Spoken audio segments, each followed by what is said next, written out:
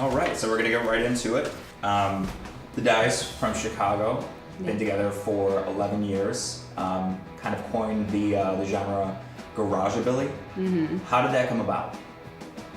I don't know. I think we just always kind of naturally played old American music, whether it be rockabilly or 60s garage 60s rock. garage, yeah. Yeah, I would say we're a pretty even mix of the two, and hence, I mean, people like to add Billy to anything. You got psychobilly, hillbilly, rockabilly, every kind of Billy there is. And so we're just like, why not Billy's have just garage a perfect Billy? tag for anything there. Have you kind of, after like hearing that, have you sort of defined that genre, if you will? Is that like something that you're trying to perfect? Or just kind of happen naturally? It's just very natural, I would say. Yeah, perfection is the enemy of the dice. Yeah. No, it's cool. Do you see any other artists trying to like replicate that from you or anything like that? Or Not from us, but same wheelhouse. Like, I know the Amazing Heebie-Jeebies. Yeah. They also kind of go by Garageabilly because they also fuse those two, and that's totally cool because they do a really good version of it too. So, yeah, I would say everybody who does it has their own take on it, and it all falls into that. Through all my research online, I've always found these like constant themes from like old 50s, 60s horror to car culture. Like, is that just part of the rockabilly scene? Is that something that you wanted to incorporate within like the music that you guys make? Yeah. Well, the whole 50s horror thing, I mean, it's all, again, encompassing a lot of these subcultures bleed into one another, and the monster and imagery and horror and 50s and 60s stuff, it all kind of goes with music, I would say. Yeah, I feel like Lisa's always had a knack for like illustrating and drawing kind of monsters and things like that. Are those your illustrations? Most of them, yeah. That's pretty amazing. Yeah, thanks. I don't know, I like drawing monsters. There's a huge Ed Roth influence for me with Rat Fink.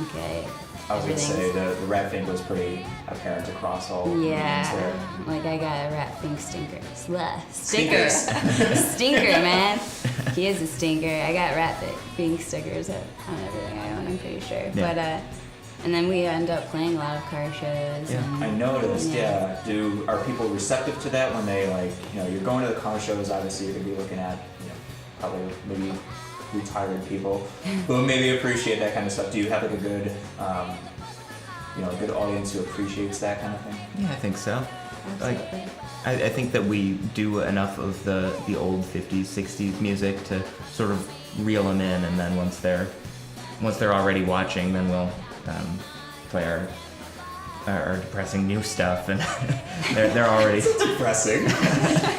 We already got them. Or really loud stuff. And then You're we like, go you down. like me, now I'm gonna show you the... Now we're gonna break everything. It's a very laid back process because Charlie's the one behind the mixer, and he's the one pressing the buttons for us, and even though there's been a couple mispresses on the buttons.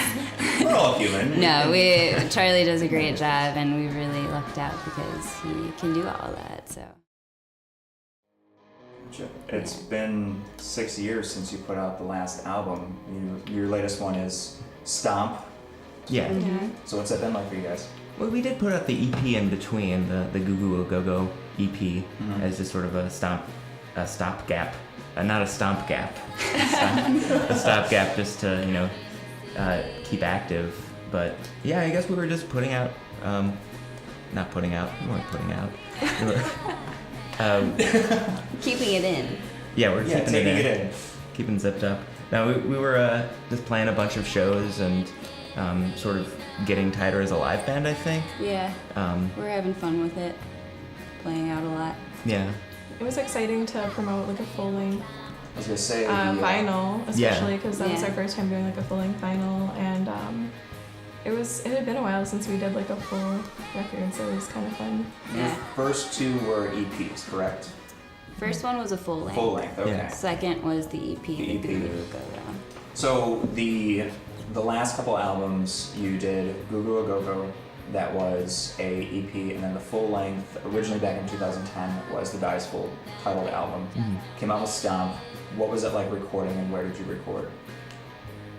Stomp was a lot more laid back because Charlie had access to a little studio in Ravenswood, and we weren't pressured for time, so I would say it was sort of like a better experience for us. But then the one before that, the other full length back in 2010, was done at a place called Mystery Street mostly, and that one that was a good experience too, and the people we worked with were cool. Charlie's actually going to be working there for a little bit. It's true. Yeah, we worked Right with, after this, actually. we worked with Mickey T. Kraft on the first record, and then for the both Goo Goo A Go Go and Stomp were done a now defunct space called the Workshop Jones, and I guess both of those were just sort of self-productions, like without so much as an engineer, like so.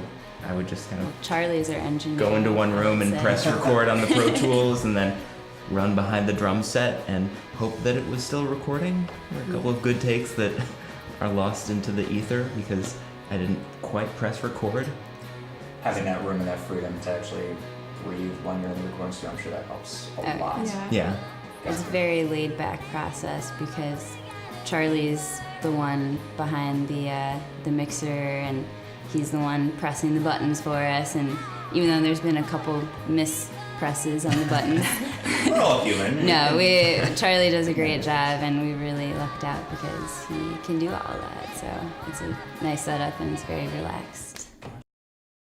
From your last two albums, what was your approach with going with Stomp? A lot of those songs were written, any album, the first album too, that one was all originals, and this one as well, like the originals that I did write for it were very transitional periods, This one was a lot of being in my early 20s, being out of high school, not knowing what to do with myself, like everybody else. I was gonna say, like, everyone's been there, like, I'm lost. Yeah, it's a combination of that, a combination of, relationship stuff, like everybody can relate to that, and for me, my outlet was, I'd be on the train, I'd be frustrated, I would just get lyrics in my head and write them out, and the music kind of followed suit to that. So I guess if it was a darker time when I was writing those songs, it kind of just ended up that way. It was more honest. It was more of like a vulnerability A little aspect to bit. it. Yeah, I really enjoyed that. Lisa, Yes. you wrote a song called "Can't Call You Baby." Yes. Tell me about it. That was a very messy, hairy, long, drawn-out breakup situation, but I feel like lots of people have been there before.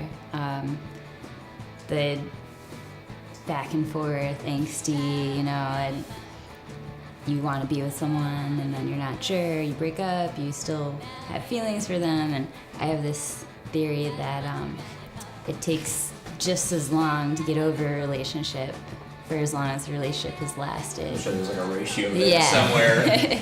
So that song's kind of about that process. You could for the really most hear part. it coming through the pain. I know the struggle. Yeah, for sure.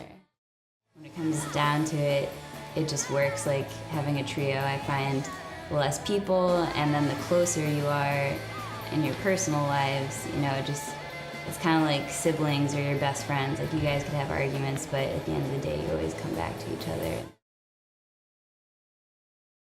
You guys have been a band for 10 plus years. It feels like forever. I mean, how do you pull that off? Like, just don't break up. Just don't. Yeah, we just don't talk about that. I look at like your Facebook, I look at YouTube, and at least from what I can tell, like through the 10 years, you've been a band together, you're essentially a family. How do you keep that going? It's very organic, I guess. I don't know, it just Guys got happens. lucky. I think friends first, I think. Yeah. Well, Lisa and I have known each other. It's a good key to the relationship right there. Yeah. Just be Yeah. friends first. Any advice for any other bands that can barely like stand in a room together? Well, definitely, it's been easy because we've had a very simple setup. I mean, there's been talks in the past of like, oh, what if we had a fourth member, things like that. But when it comes down to it, it just works like having a trio. I find less people, and then the closer you are in your personal lives, you know, it's kind of like siblings or your best friends. Like, you guys could have arguments, but at the end of the day, you always come back to each other, and it's a lot less coordinating, and we all just jive with each other. And yeah, I think that's just finding people you jive with is number one, and then everything else kind of follows. Beautifully put. Yeah. That was I don't know. the guy's jive. What can we expect coming from you in the next couple months? More of the same. We're taking a little bit of a break this spring. I mean, we got the final Big C Jamboree is coming up. Yeah. End of an era. Yeah, that's Thursday, May 4th. And May the 4th be with us. yeah, that's right. It's also a very important Star Wars day, I guess.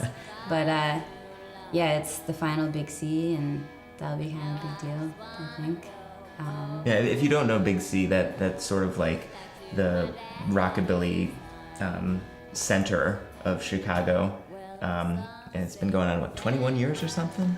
25, I think. Longer, 25? yeah. Wow. And Quarter of a century.